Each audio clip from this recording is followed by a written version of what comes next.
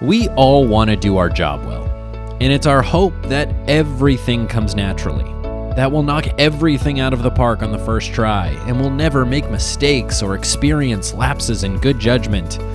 Because at the end of the day, most of us are hoping to avoid the dreaded F word in the workplace: feedback.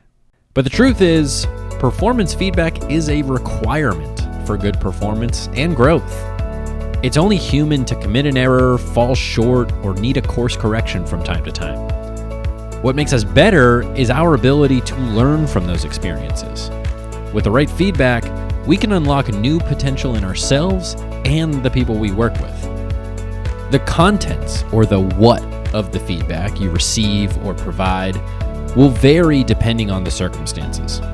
But one constant should be how you provide feedback. Kim Scott is a former executive at Google and CEO coach at Dropbox and Twitter. She's also the author and founder of Radical Candor, a book and company focused on an approach to feedback that combines empathy and honesty.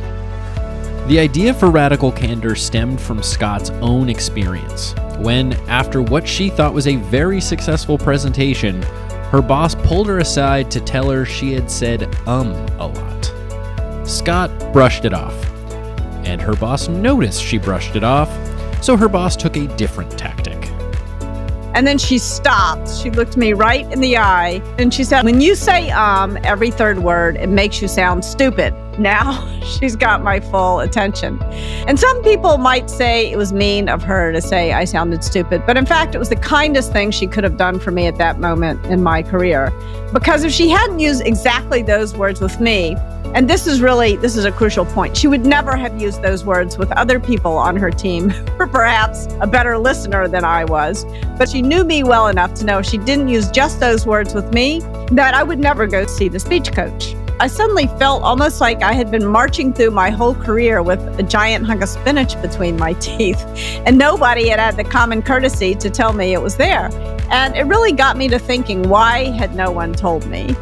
In her book, Scott describes feedback as falling into 4 possible quadrants: radical candor, ruinous empathy, obnoxious aggression, and manipulative insincerity. Obnoxious aggression is just being a jerk. You may know it as, quote, brutal honesty, but it's the result of challenging someone without caring for them. It's insincere praise or harsh criticism without any thought as to how it will affect the person. Ruinous empathy masquerades as nice, but it tries to spare short-term pain at the expense of long-term growth. It's vague praise, sugar-coated criticism, and ultimately not helpful. Manipulative insincerity is the worst of them all. It's political and passive-aggressive. It's saying one thing to a person's face and trashing them behind their back. The example of Kim's boss, believe it or not, that's radical candor. What was it about my boss that made it so seemingly easy for her to tell me? And I realized when it came to my boss, it boiled down to 2 simple things. She cared about me, not just as an employee, but as a human being. And she was willing to challenge me directly. And when a leader treats their people with that kind of care, it's much more likely that their people in turn are going to treat their people with that kind of care. And that does scales. It created a real culture of caring. And there's no better environment for performance feedback to flourish than with a culture of caring.